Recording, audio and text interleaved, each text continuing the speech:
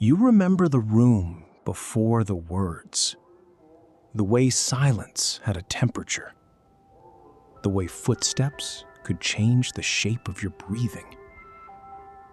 You learned to listen through walls, to measure a face before asking for anything, to hold hunger, sadness, excitement, and fear in the same small body without making the room heavier. You were not ignored in a loud way. No dramatic door had to slam. No obvious disaster had to happen. Warmth was simply missing. The soft look, the reaching hand, the voice that made your nervous system unclench.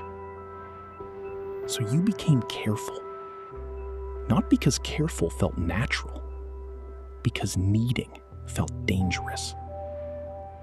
And somewhere inside, a small part of you began. You adapted before you understood adaptation. You became quiet in a way that looked like maturity. You became independent in a way that was really loneliness with good posture. You stopped reaching so disappointment would not have a place to land. You learned that wanting comfort could expose you. So comfort became something you watched from a distance.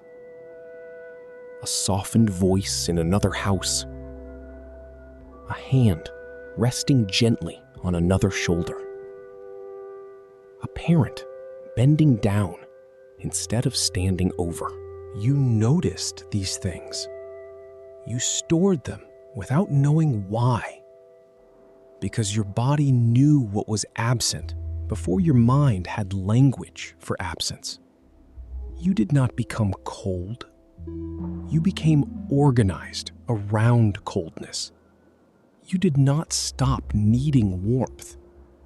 You only learned to survive without expecting it. Without warmth, your nervous system became a guard at every doorway. You learned to scan tone, to read pauses, to notice the difference between tired silence and dangerous silence. You became sensitive, but the world may have called it overreacting. You became watchful, but the world may have called it shy.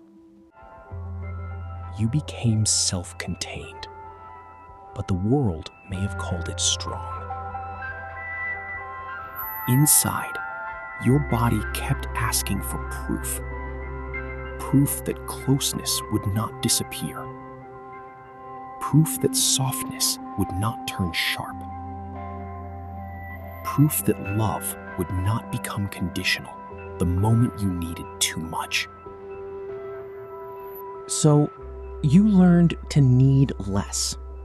You made yourself smaller inside your own life.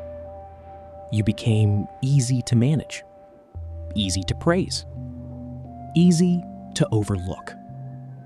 And the overlooking began to feel familiar. Later, warmth may have felt suspicious. Kindness may have made you tense. Gentleness may have made you wait for the hidden cost.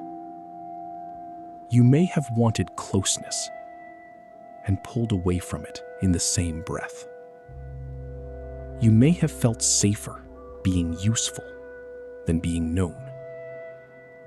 Safer listening than speaking. Safer giving care than receiving it. Because receiving required openness. And openness once meant exposure. You may have built a life around control. A clean room.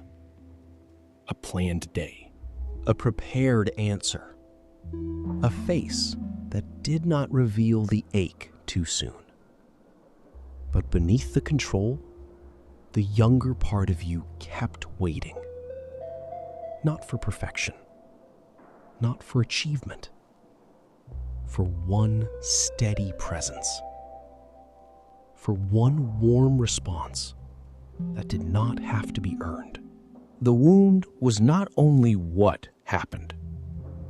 The wound was what did not happen enough.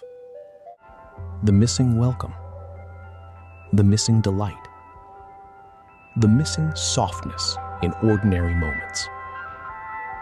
Warmth teaches a child that existence can be met without performance. Without warmth, you learned to earn space, to become impressive instead of comforted, to become low maintenance instead of held, to become alert instead of safe. But that was not brokenness. That was intelligence under emotional winter.